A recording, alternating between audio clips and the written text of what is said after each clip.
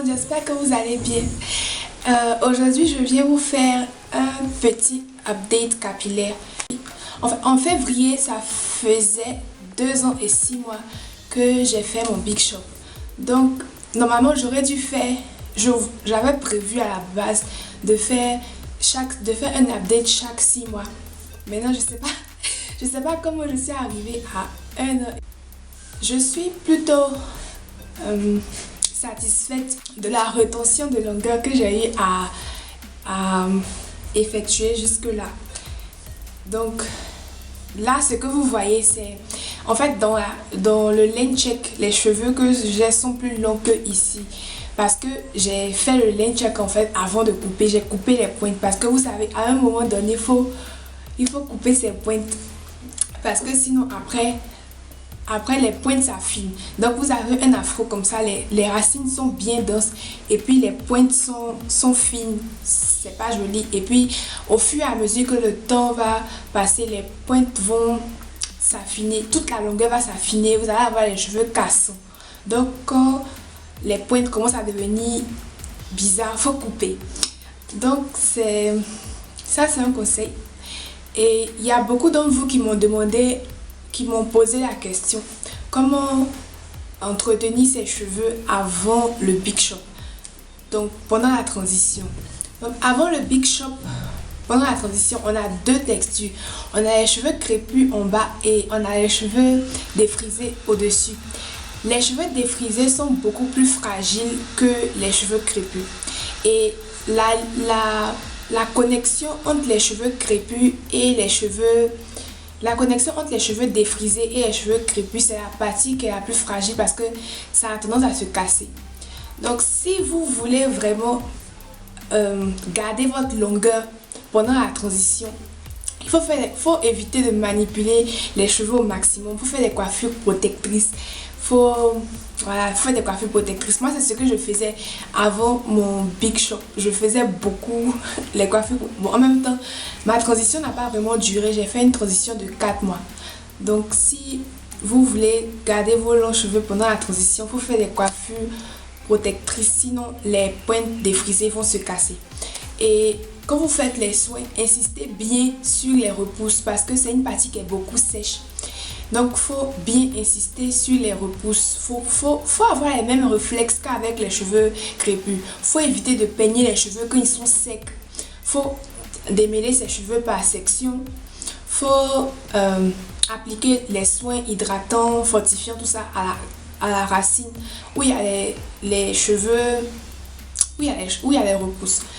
Et on m'a aussi demandé que faire juste après le Big Shop pour que les cheveux deviennent longs plus vite.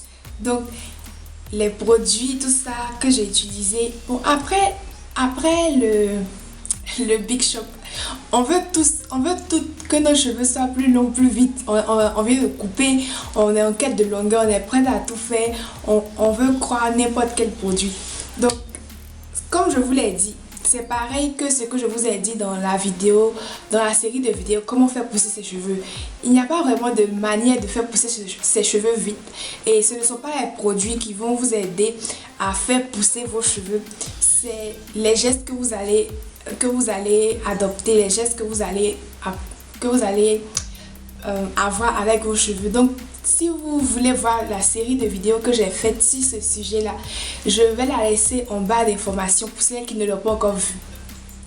Et oui, c'est ça. Et quand vous venez de Big Shopper, ne vous prenez pas trop la tête.